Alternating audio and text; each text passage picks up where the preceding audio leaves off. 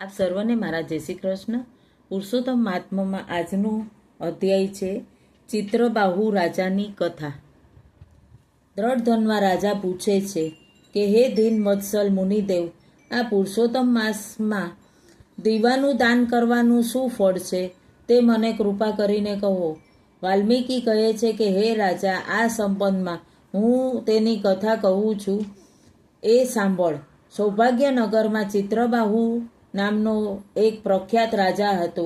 તે સત્યવાદી, પ્રતિજ્ઞાપાલક, મહાબુદ્ધિમાન અને શૂરવીર હતો. તે ભગવાનનો ભક્ત હોય, કથા કીર્તનમાં પ્રીતિ ધરાવતો હોય. તેની પાસે કુબેર જેટલી સમૃદ્ધિ હતી.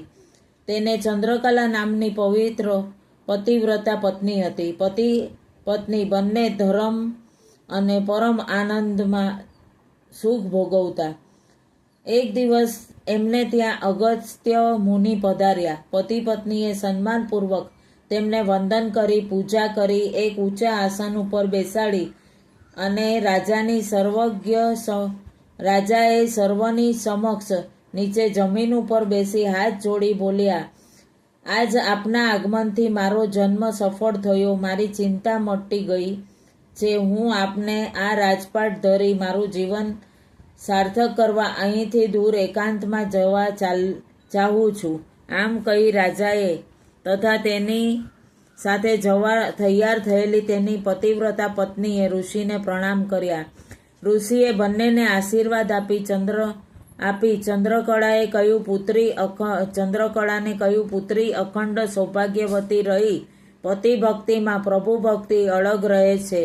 જતા જતા રાજાએ શંકા થવાથી પ્રશ્ન કર્યો, હે મુનિદેવ, આપ કૃપા કરીને મને એટલું જણાવજો કે મેં પૂર્વે જન્મે એવું કયું પુણ્ય કાર્ય કર્યું હતું જેથી આ જન્મે મને રાજપાટ, કીર્તિ, લક્ષ્મી, પતિવ્રતા પત્ની વગેરે સર્વ વાતનું સુખ ભોગવવા મળ્યું.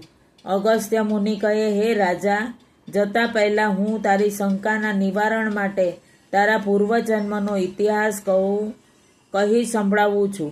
પૂર્વે ચમત્કાર નામના નગરમાં તું મણિગ્રીવ નામનો જીવ હિંસા કરનારો એક શૂદ્ર હતો. જોકે તું નાસ્તિક, દુષ્ટ ચરિત્રવાળો, સ્ત્રીઓ પર કુદ્રષ્ટિ રાખનારો, અવિવેકી અને પાપી હતો. પરંતુ પૂર્વજન્મમાં તારી પત્ની મન, વચન અને કાયાથી પતિભક્તિ કરનારી હતી. જ્ઞાત, જાત તથા સગાવાલાઓએ તારા દુર્ગુણોને લઈને તને તજી દીધો હતો. રાજાએ તારું તમામ ધન જપ્ત કરી લીધું. તેમ છતાં તારી પતિવ્રતા પત્નીએ તારો સાથ ન ત્યજ્યો. તું કંટાળીને નિર્જન વનમાં ચાલ્યો ગયો. જીવ હત્યા કરીને તારું પેટ ભરવા લાગ્યો. આવા દુઃખના દિવસમાં પણ તારી પત્ની સીતા દ્રૌપદીની માફક તારી સાથે જ રહી, સુખ દુઃખની ભાગ્યાન બની. થોડો વખત આમને આમ વનમાં વીતી ગયો. એક દિવસ ઉગ્રદેવ નામના મહામુનિ રસ્તો ભૂલી જવાથી એ જંગલમાં આમતેમ ભટકી રહ્યા હતા. બપોરનો સૂર્યનો પ્રચંડ તાપ એનાથી સહન ન થયો. અત્યંત તરસ લાગવાથી તે બેશુદ્ધ જેવા બની એક ઝાડ નીચે પડ્યા. ત્યાં એક શિકારે નીકળેલો મણિગ્રીવ ધનુષ્ય બાણ સાથે એકાએક ત્યાં આવી ચડ્યો. ભૂલા પડેલા બેહોશ ઋષિને જોઈ તેને દયા આવી.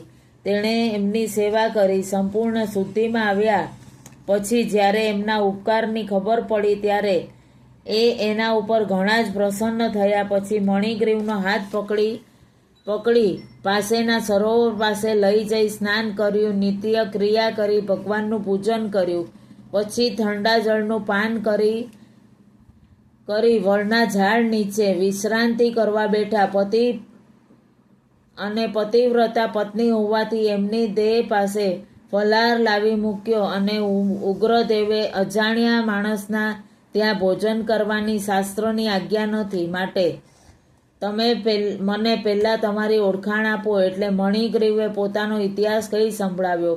મુનિએ એ ફળનો સ્વીકાર કર્યો અને પછી પાણી પીધું. એ પછી મણિગ્રીવે તેમને અહીં ક્યાંથી આવો છો, ક્યાં જવાની ઈચ્છા છે એ પૂછ્યું. ઋષિ બોલ્યા, હે ભાગ્યશાળી શૂદ્ર, હું પ્રયાગ જવા નીકળ્યો હતો, પણ અજાર્યા માર્ગમાં ભૂલો પડવાથી અહીં આવી ચડ્યો છું. થાક તરસને લીધે બેભાન થઈને પડ્યો અને અહીં તે આવી પહોંચી મને જીવનદાન આપ્યું, એટલે હું એનો બદલો શું આપું?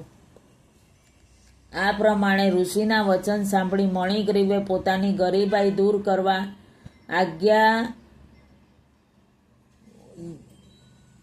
દૂર થવાની આશાએ પ્રણામ કરી ઉગ્રદેવે મુનિને પોતાની દુઃખદ કર્મ કથા ફરીથી સંભળાવી.